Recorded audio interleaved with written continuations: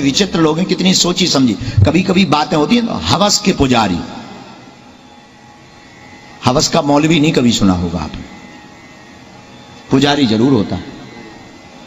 अच्छा, मौलवी क्यों नहीं हो सकता है? वीडियो में बहुत बड़ी बड़ी बातें करने वाला हूं। धीरेन्द्र शास्त्री के चाहने वालों को शायद बुरा लग सकता है, लेकिन भाई ये जरूरी है यार। देखो, वीडियो शुरू करने से पहले एक पहेली है, आप जरा सुलझाओ। आप मान लो कि आपके पापा को कोई गलत कह रहा है, तो आप उसका विरोध करोगे, ना कि ये कहोगे कि दूसरे के पापा को भी आप गलत कहो, मेरे पापा को ही क्यों? ऐसा है क्या? तो नमस्कार दोस्तों, आज हम बात करेंगे बाबा बागेश्वर पंडित धीरेन्द्र कृष्ण शास्त्री जी के एक ऐसे बयान की जो बॉलीवुड और हिंदू धर्म के साधु संतों से जुड़ा हुआ है। ये बयान था, हवस के पुजारी क्यों, हवस के मौलाना क्यों नहीं। समझ रहे हो? इस बात ने बहुत सारे लोगों को सोचने पर भाई मजबूर कर दिया है कि आखिर ये मुहावरा, ये फिल्म में ऐसे शब्द का क्यों इस्तेमाल होता है। लेकिन क्या ये सच में एक धर्म को निशाना बनाने की कोशिश है, या फिर ये हमारी भाषा और संस्कृति की एक प्राकृतिक विशेषता है? सबसे पहली बात ये समझना जरूरी है कि मुहावरे या कहावतें समाज और संस्कृति की अनुभूति से निकलती है। जैसे हवस के पुजारी या साधु को दोष देना, ये सब एक सामाजिक संदर्भ है भाई, जिससे हमारी भाषा में कुछ शब्द और व्यवहारिक रूप मिलते हैं। ये निश्चित रूप से किसी एक धर्म या समुदाय को निशाना बनाना नहीं है, बल्कि ये सभी धर्मों के संबंध में आता है।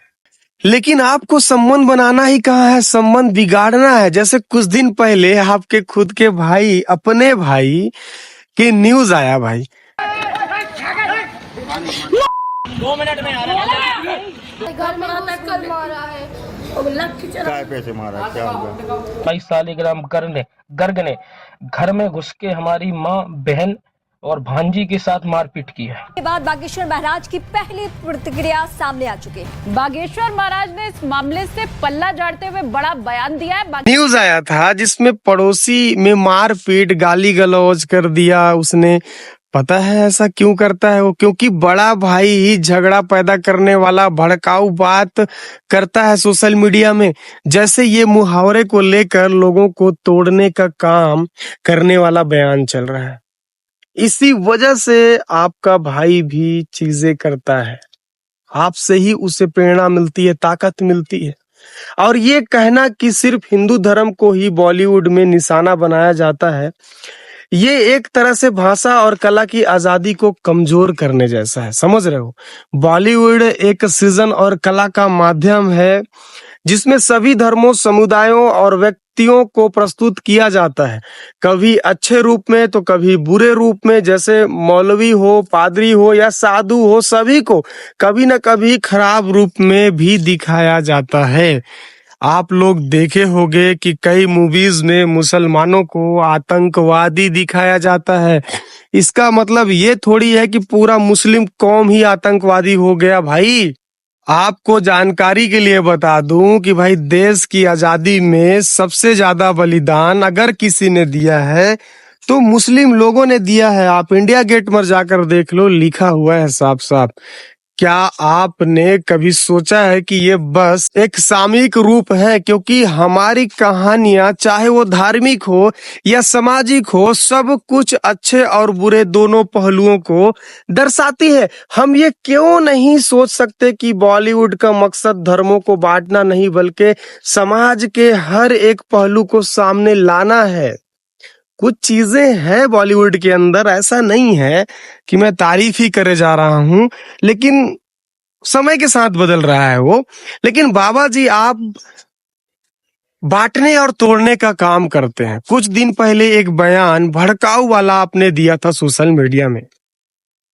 इसके बाद आपसे पूछा गया लाइव, तो आपने जवाब दिया, धर्म विरोधियों को हम कहेंगे ठटली के बड़े हरा, खून अपना गरम है क्योंकि हिंदू हमारा धर्म है। मुसलमानों से कुछ परेशानी है? बिल्कुल भी नहीं, हमारे तो मित्र भी है। मैंने तो ये भी सुना कि आपकी बहन की शादी एक मुसलमान से पैसे लेकर आपने करवाई थी। आज भी हमारा मित्र, अभी 5 दिन पहले ही मिला, चाय भी पी। और मुसलमान लाइव तो आपने ऐसा जवाब दिया है। सर जी, मेरा आपसे निवेदन है, आपके फॉलोअर हैं बहुत, आपको मानने वाले, चाहने वाले, बड़ी अच्छी बात है। एक बड़ा ग्रुप है आपके साथ और मैं इसी वजह से रिस्पेक्ट करता हूं आपकी। देखो यार, क्या है ना कि आप एकता ग्रुप संगठन बना के अच्छी बात पहुंचा सकते हैं समाज में, ताकि लोग एक दूसरे से जुड़े, अच्छा संबंध स्थापित कर पाए भाई। लेकिन आप तो अनिरुद्ध आचार्य बन जा रहे हैं, विवादित बयान, बेतर्क की बातें। आखिर ऐसा हो भी क्यों ना भाई, गुरु चेला हैं जो आप लोग।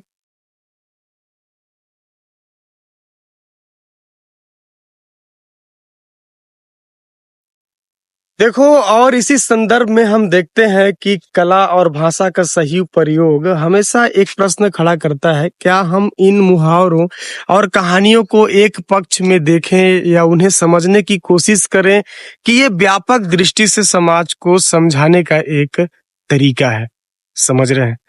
तो मुझे यार ये कहने में बड़ा अफसोस होता है कि ये सारी चीजें क्यों समझ में नहीं आता। हमारे ऐसे लोग जो समाज को एक अच्छा सीख दे सकते हैं और वो विवाद पैदा करने वाला काम करते हैं यार। तो सवाल सिर्फ इतना है, क्या हम अपने विचारों को इस तरीके से प्रस्तुत करें कि वो दूसरे धर्म को अपमानित करने की भावना लाए, या हम अपनी भाषा और संस्कृति को इस समर्थक दृष्टि से देखें जहां हर एक मुहावरा, हर एक शब्द एक सामाजिक संदर्भ में है। बाकी वीडियो के स्टार्ट में हमने पहेली के बारे में बात किया था, आप ही बताओ ऐसे में कैसे मानूं कि धीरेन्द्र जी इस बात को लेकर चिंतित हैं। पुजारी का नाम हवस से नहीं जोड़ना चाहिए, वो तो चिंतित हैं कि मौलवी और पादरी के साथ भी हवस जोड़ो। समझ रहे हो? वो चिंतित इसलिए नहीं है कि हवस का पुजारी कहा जाता है, वो चिंतित है कि हवस का पादरी कहो, हवस का मौलवी कहो, तब जा करके वो खुश होंगे। समझ रहे हो? ये पहेली था। चलिए, बहुत हो गया डिस्कशन, अब आप ही फैसला कीजिए। कमेंट में करिए, कमेंट अपने राय बताइए, वीडियो को शेयर करिए, जागरूक करिए, है ना।